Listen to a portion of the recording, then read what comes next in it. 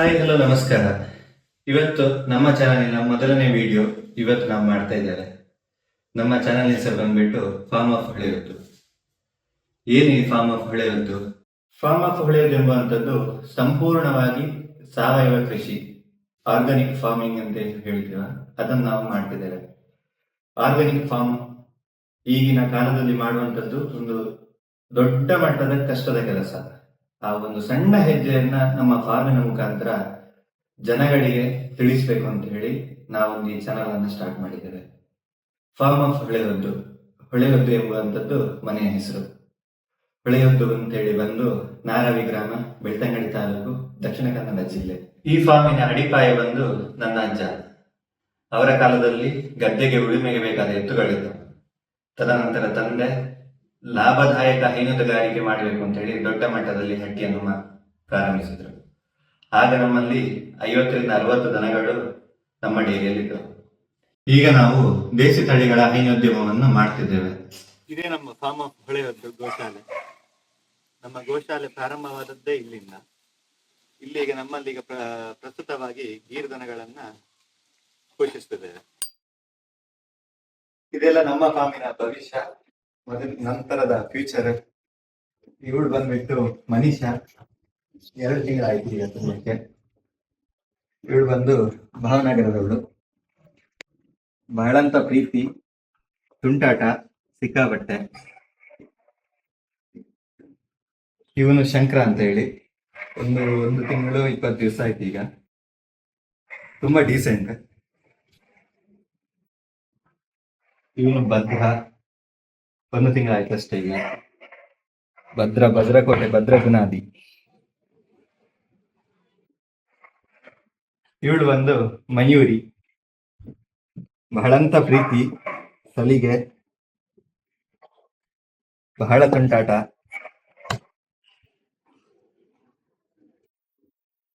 ಇವಳು ಪಂಚಮಿ, ಹೆಸರಿಗೆ ತಕ್ಕಂತಿದ್ದಾಳೆ.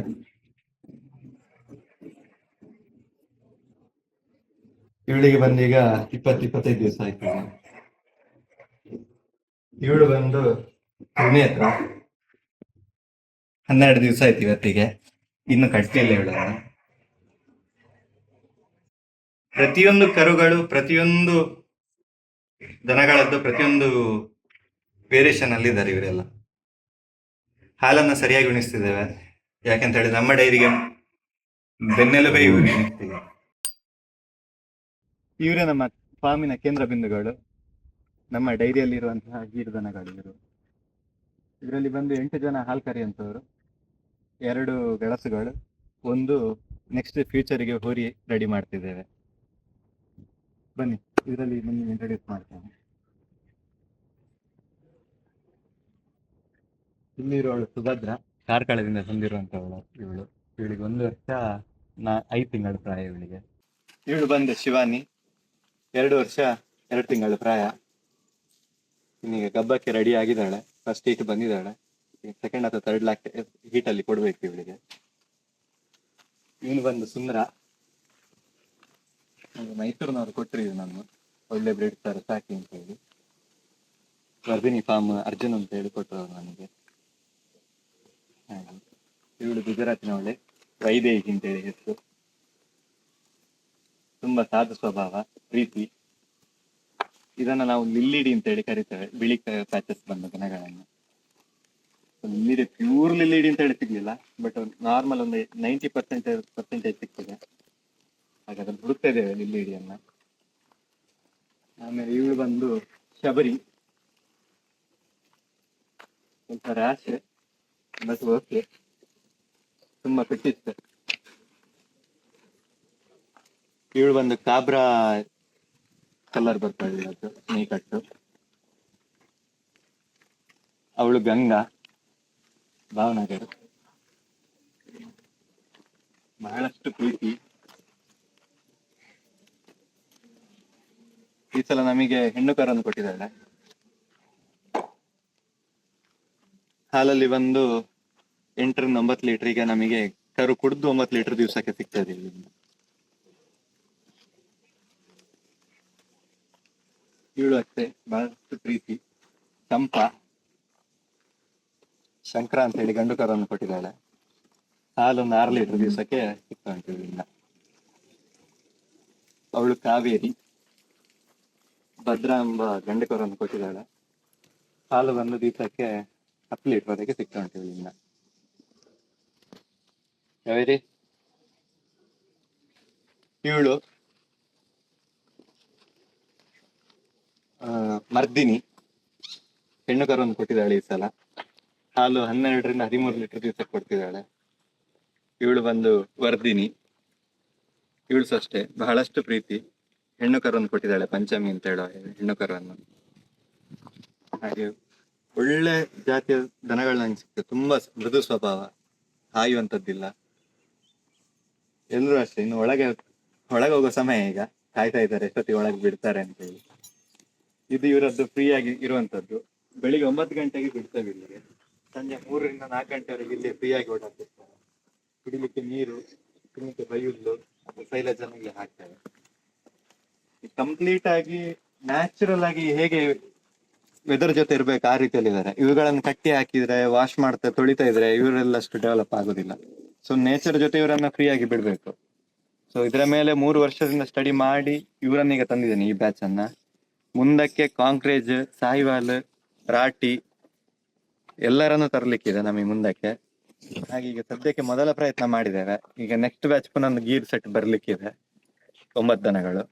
ಅದರಲ್ಲಿ ಕೂಡ ವೆರೈಟಿ ಲಿಲ್ಲಿಡಿ, ಕಾಬ್ರಾ, ಲಾಲ್ ಬರ್ತಿದ್ದಾರೆ.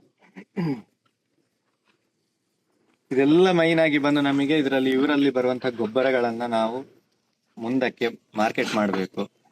ಅದರಲ್ಲಿ ಆದಷ್ಟು ಎಲ್ಲರೂ ಸಾವಯವ ಕೃಷಿಯನ್ನು ಮಾಡ್ಬೇಕು ಅಂತ ಹೇಳೋ ಉದ್ದೇಶದಿಂದ ಇವರನ್ನ ಈಗ ಮಾಡ್ತಿದ್ದಾರೆ. ಹಾಗಾಗಿ ಇವರ ಜೊತೆ ಇರುವಾಗ ಟೈಮ್ ಹೋಗೋದೇ ಗೊತ್ತಾಗೋದಿಲ್ಲ. ಬೆಳಿಗ್ಗೆಯಿಂದ ಸಂಜೆವರೆಗೆ ಇವ್ರ ಜೊತೆ ಇರುತ್ತೆ ಜಾಸ್ತಿಯಾಗಿ. ಇವ್ರ ಜೊತೆ ಟೈಮ್ ಸ್ಪೆಂಡ್ ಮಾಡ್ತಾ ಇರೋದು. ನಾನು ಆಗ ಹೇಳಿದ ಹಾಗೆ ನಮ್ದು ಮೈನ್ ಆಗಿ ಬಂದು 2 ಗೊಬ್ಬರದ ಘಟಕ, ಗೊಬ್ಬರದ್ದು ವಹಿವಾಟನ್ನು ಮಾಡ್ಬೇಕು ಅಂತ ಹೇಳಿ. ಯಾಕೆಂತ ಹೇಳಿದ್ರೆ ಈಗ ರಾಸಾಯನಿಕಗಳನ್ನ ಜಾಸ್ತಿಯಾಗಿ ಬಳಸೋದ್ರಿಂದ ಪ್ರತಿಯೊಬ್ಬರಿಗೂ ಸಾವಯವನ್ನ ಮಾಡ್ಲಿಕ್ಕೆ ಆಗುದಿಲ್ಲ. ಇದರಿಂದ ನಮ್ಮಿಂದ ಆದಷ್ಟು ಸೊಸೈಟಿಗೆ, ಸಮಾಜಕ್ಕೆ ಎಷ್ಟಾಗುತ್ತಷ್ಟು ಒಂದು ಒಳ್ಳೆ ರೇಟಿನಲ್ಲಿ ಇವುಗಳನ್ನ ಕೊಡ್ಬೇಕು ಅಂತ ಹೇಳಿ ಇದ್ದೇನೆ. ಸೊ ನಮ್ಮ ಹತ್ರ ಈಗ ಪ್ರೊಡಕ್ಷನ್ ಅಲ್ಲಿ ಈಗ ರೆಡಿ ಆಗ್ತಾ ಇದೆ. ಒಟ್ಟು 10 ಪಿಟ್ ಉಂಟು ಇದರಲ್ಲಿ. ಇದನ್ನು 100 ಪಿಟ್ಟಿಗೆ ಕೊಂಡೋಗ್ಬೇಕು ಅಂತ ಹೇಳಿ ಉಂಟು. 10 ಪಿಟ್ಟಲ್ಲಿ ಪ್ರೊಡಕ್ಷನ್ ಆದದ್ದು 1 ತಿಂಗಳಲ್ಲಿ ಅಲ್ಲಿ ಇದೆ. ಆದ್ರೆ ನಮಗೆ ಇದರಲ್ಲಿ ಫುಲ್ ಆಗಿ ಫೋಕಸ್ ಮಾಡ್ಲಿಕ್ಕೆ ಸ್ವಲ್ಪ ಕಷ್ಟ ಆಯ್ತು. ಯಾಕೆ ದನಗಳು ಕೂಡ ರೀಸೆಂಟ್ ಆಗಿ ಬಂದಿತ್ತು ಗುಜರಾತ್ ಇಂದ. ನನ್ನ ಹತ್ರ ಇರುವಂತ ಲೇಬರ್ಗಳ ಪವರ್ ಕಮ್ಮಿ. ಹಾಗೆ ಇರುವಂತ ಲೇಬರ್ಗಳನ್ನು ಇಟ್ಕೊಂಡು ಇದನ್ನು ಮಾಡ್ಬೇಕಿತ್ತು. ಹಾಗಾಗಿ ಪ್ರೊಡಕ್ಷನ್ ಅಲ್ಲಿ ಫೈನಲ್ ಪ್ರಾಡಕ್ಟ್ ಇಲ್ಲಿ ರೆಡಿ ಆಗಿದೆ. ಇದು ಫೈನಲ್ ಆಗಿ ರೆಡಿ ಆಗಿರುವಂತದ್ದು. ಕಂಪ್ಲೀಟ್ ಆಗಿ ಹುಡಿಯಲ್ಲಿ ಇರ್ತದೆ ಇದೆಲ್ಲ. ಆಮೇಲೆ ಅದು ರೆಡಿ ಆಗ್ಲಿಕ್ಕೆ ಇನ್ನು ಸಾರ್ಲಿಕ್ಕೆ ಬಾಕಿ ಇರುವಂತದ್ದು. ಈಗ ಸಾರ್ತಿದ್ದಾರೆ ಅಷ್ಟೇ. ಹಾಗೆ ಇದು ಪಿಟ್ಟಿಗಳಲ್ಲೆಲ್ಲ ಎರೆಹುಳುಗಳಿದ್ದಾರೆ. ಸೊ ತೋರಿಸ್ತೇನೆ ನಾನು ನಿಮಗೆ. ಇಡ್ರಿಲಸ್ ಯುಜಿನಿ ಅಂತ ಹೇಳುವಂತ ವೆರೈಟಿ ನಂತರ ಈಗ ಸದ್ಯಕ್ಕಿದೆ. ಸೊ ಅವುಗಳನ್ನ ಧರ್ಮಸ್ಥಳದಿಂದ ನಾನು ಪರ್ಚೇಸ್ ಮಾಡಿ ತಂದಿದ್ದೆ. 5 kg ಒಂದು ಪಿಟ್ಟಿಗೆ ಬಿಟ್ಟಿದ್ದೇವೆ. ಈಗ ಸಾಧಾರಣ ಮಟ್ಟಿಗೆ ಒಂದು 40 kg ಅಷ್ಟಿಗೆ ತಯಾರಾಗಿದ್ದಾವೆ ನಮ್ಮಲ್ಲಿ. ಯಥೇಚ್ಛವಾಗಿ ಇಲ್ಲಿದ್ದಾರೆ ನೋಡಿ.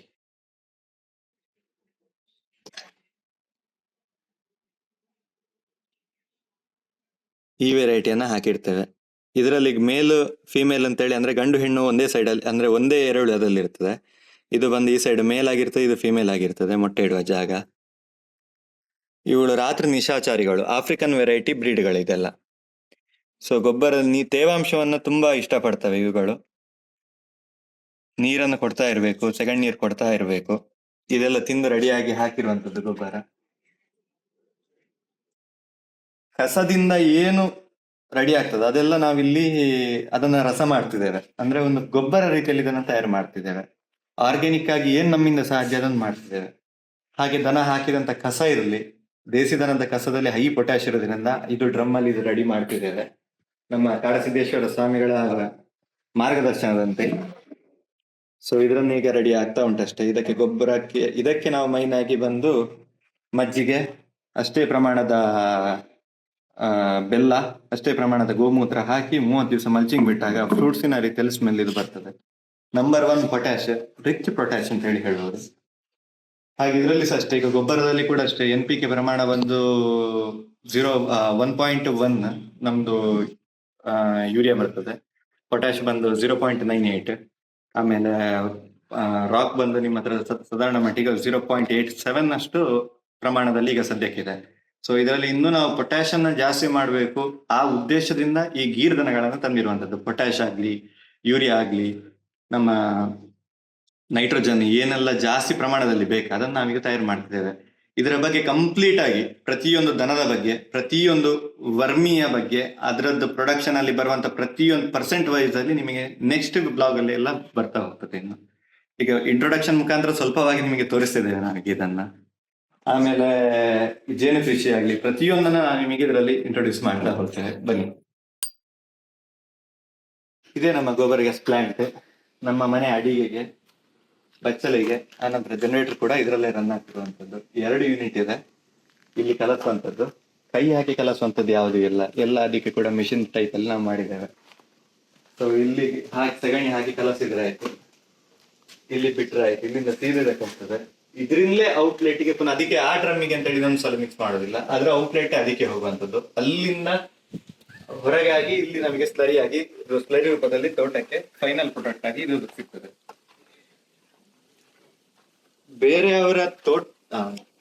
ಬೇರೆಯವರ ತೋಟಕ್ಕೆ ಲೇಬರ್ನ ಮುಖಾಂತರ ಒಂದು 20-25 ಜನ ಬೇಕು ಅಂತೇಳಿ ಅದು ಗೊಬ್ಬರ ಹಾಕ್ಲಿಕ್ಕೆ. ನನ್ನ ತೋಟಕ್ಕೆ ಖಾಲಿ 2 ಸಾಕು. ಈ ಸ್ಲರಿಯನ್ನೇ ನಾವು ತೋಟಕ್ಕೆ ಬಿಡುದ್ರಿಂದ ನಮ್ಮ ತೋಟಕ್ಕೆ ಅಷ್ಟೇನು ಜನಗಳ ಅಭಾವ ಅಂತೇಳಿ ಏನ್ ಹೇಳ್ತಾರೆ ಅದು ಇಲ್ಲ.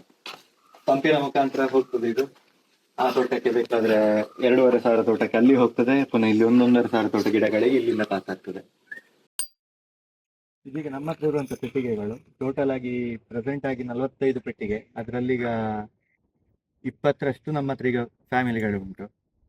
ಈಗ ಅಂತ ಹೇಳಿದ್ರೆ ಈಗ ಓಪನ್ ಮಾಡಿ ತೋರಿಸಿಲ್ಲ, ಇದಕ್ಕೆ ಕ್ಲಿಪ್ ಅನ್ನು ಆಡ್ ಮಾಡ್ತಾರೆ. ಅಂದ್ರೆ ಮೋಡ ಇರೋದ್ರಿಂದ ಈಗ ಮುಟ್ಟಿದಾಗ ಸರಿಯಾಗಿ ಪೆಟ್ಟೆ ಬೀಳುತ್ತೆ ಅದಕ್ಕೆ ಅವರಿಂದ. ಹಾಗೆ ಇದರಲ್ಲಿ ಬಂದು ಸೆರೆನ ವೆರೈಟಿ ನಮ್ಮ ಹತ್ರ ಇರುವಂತದ್ದು. ಹಾಗೆ ಒಂದು ಬಾಕ್ಸ್ ಅಲ್ಲಿ ಮಿನಿಮಮ್ ಅಂತ ಹೇಳಿದ್ರೆ ಒಂದು 5-10 kg ವರೆಗೆ ಒಂದು ಬಾಕ್ಸ್ ಅಲ್ಲಿ ವರ್ಷಕ್ಕೆ ಸಿಗ್ತದೆ. ಸೀಸನ್ ಟೈಮ್ ಅಂತ ಹೇಳಿ ಬಂದು ಫೆಬ್ರವರಿಯಿಂದ ಮೇ ಎಂಡ್ ವರೆಗೆ. ಹಾಗೆ ನಮ್ಮ ಹತ್ರ ಈಗ ಇಲ್ಲೇ ಲೈನಲ್ಲಿ ನೀವು ಕಾಣ್ತಿರ್ಬೋದು, ಲೈನಲ್ಲಿ ಎಲ್ಲ ಇಟ್ಟಿದ್ದೇವೆ ಬಾಕ್ಸ್ಗಳನ್ನು.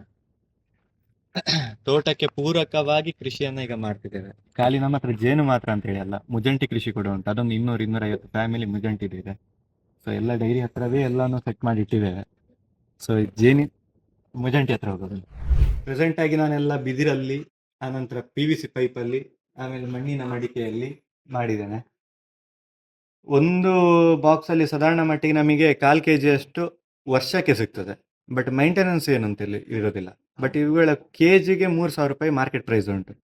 ಇವುಗಳೆಲ್ಲ ಅಷ್ಟೇ ಡಿವೈಡ್ ಮಾಡ್ಲಿಕ್ಕೆ ಉಂಟು. ರಾಣಿ ಕಣ ಇರ್ತದೆ, ರಾಣಿಯನ್ನು ಪಿಕ್ಕಿಂಗ್ ಇರ್ತದೆ, ಪಾಲ್ ಮಾಡ್ಲಿಕ್ಕೆ ಇರ್ತದೆ. ಇವರನ್ನು ಕೂಡ ಹೊಸ ಗೂಡಿಗೆ ರಾಣಿಯನ್ನು ಬಿಡುವಂಥದ್ದು, ಹಳೆ ಗೂಡಿಗೆ ರಾಣಿ ಇಲ್ಲದನ್ನ ರಾಣಿ ಕಣವನ್ನ ಇಡುವಂಥದ್ದು. ಹಾಗೆ ಇವುಗಳು ಕೂಡ ಅಷ್ಟೇ ತುಂಬಾ ಮೆಡಿಸಿನ್ ಪವರ್ ಇರುವಂತದ್ದು. ನಮ್ಮ ಹತ್ರ ಈ ಮಿಸ್ರಿ ಜೇನು ಅಂತೇಳಿ ಹೇಳ್ಬೋದು, ಚುಚ್ಚದ ಜೇನು ಅಂತೇಳಿ ಕರಿತೇವೆ. ಇಂಗ್ಲಿಷ್ ಅಲ್ಲಿ ಸ್ಟಿಂಗ್ಲೆಸ್ ಬಿ ಅಂತೇಳಿ ಹೇಳ್ತೇವೆ. ಸೊ ಇಲ್ಲಿ ಒಂದು ಸ್ವಲ್ಪ ಡೈರಿ ಹತ್ರ ಸ್ವಲ್ಪ ಸೆಟ್ ಮಾಡಿದ್ದೇನೆ. ಇಲ್ಲಿ ಹೂವಿನ ಇರೋದ್ರಿಂದ ಇನ್ನು ಸ್ವಲ್ಪ ಗೋಬರ್ ಗ್ಯಾಸ್ ಹತ್ರ ಅಲ್ಲಿ ಎಲ್ಲ ಮೇಲೆ ಸೆಟ್ ಮಾಡಿದೆ. ಇನ್ನು ಸ್ವಲ್ಪ ಹಳೆ ಮನೆಗಳ ಹತ್ರ ಅಲ್ಲಿ ಎಲ್ಲ ಉಂಟು. ಬನ್ನಿ. ಇದು ನಮ್ದು ಹೈಡ್ರೋಪೋನಿಕ್ ಇತ್ತು, ಇನ್ನು ಸೆಟ್ ಆಗ್ತುಂಟು ಅಷ್ಟೇ. ಇದೀಗ ಪ್ರೆಸೆಂಟ್ ಆಗಿ 144 ಟ್ರೇದ ಹೈಡ್ರೋಪೋನಿಕ್ ಮಾಡಿದ್ದೇವೆ.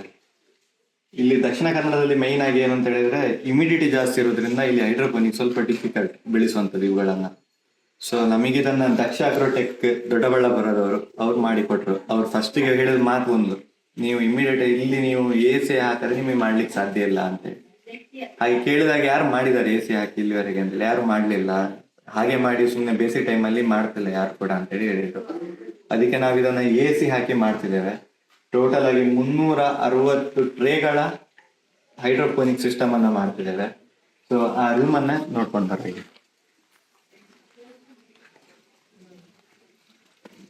ಇದೆ 360 ಟ್ರೇನ ಬೆಳೆಸುವಂತ ಹೈಡ್ರೋಪೋನಿಕ್ ಇದ್ದು, ಎಕ್ಸಾಸ್ಟ್ ಫ್ಯಾನ್ ಹಾಕಿ ಬೆಳಕು ವಿದೌಟ್ ಎಲ್ಲ ಏರ್ ಟೈಟ್ ಆಗಿ ಮಾಡಿರುವಂತದ್ದು.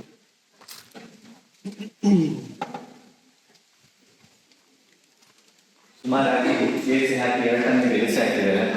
4 ಎಕ್ಸಾಸ್ಟ್ ಫ್ಯಾನ್, 2 ಇಂಡಕ್ಟರ್ ಔಟ್ಲೆಟ್ ಹಾಕಿದ್ದೇವೆ ಫ್ಯಾನ್ಗಳನ್ನ, ಮತ್ತೆ ಸೈಡ್ ಫ್ಯಾನ್ AC ಸರ್ಕ್ಯುಲೇಟ್ ಆಗಲಿಕ್ಕೆ.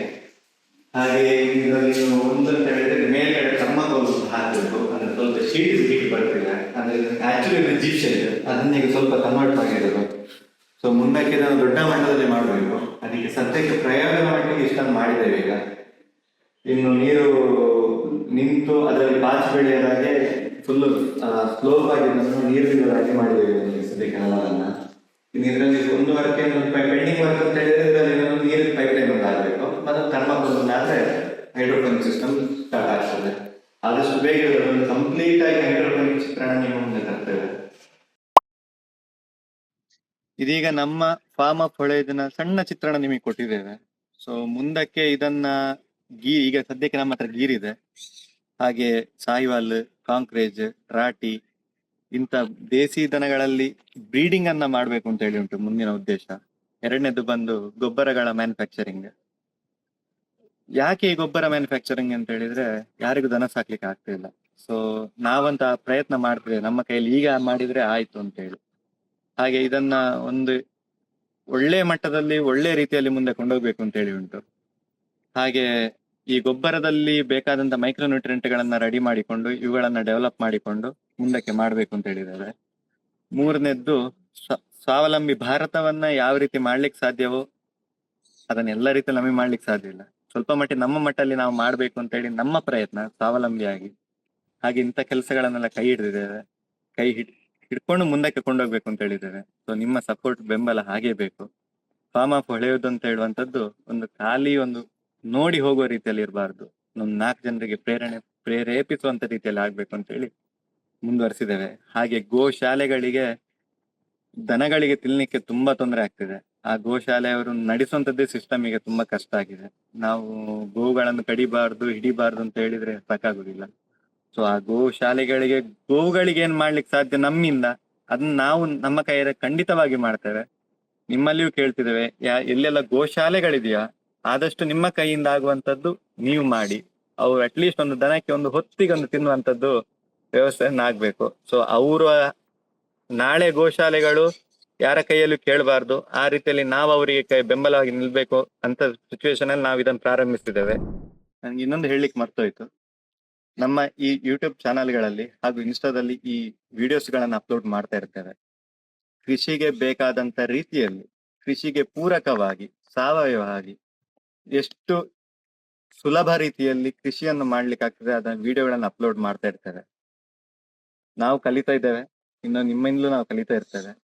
ಎಲ್ಲಿಯಾದ್ರೂ ಸ್ವಲ್ಪ ತಪ್ಪು ನಡೀತಾ ಇರ್ತದೆ, ಏನಾದ್ರೂ ಹೇಳಿದ್ರಲ್ಲಿ ತಪ್ಪುಗಳಾಗಿದ್ರಲ್ಲಿ ಅದನ್ನ ಸಿದ್ಧಿಪಡಿಸುವಂತ ಕಮೆಂಟ್ಸ್ ಮೂಲಕ ನಮಗೆ ಸಪೋರ್ಟ್ ಮಾಡಿ. ಹಾಗೆ ನಮ್ಮ ಚಾನಲ್ ಅನ್ನ ಸಬ್ಸ್ಕ್ರೈಬ್ ಮಾಡಿ.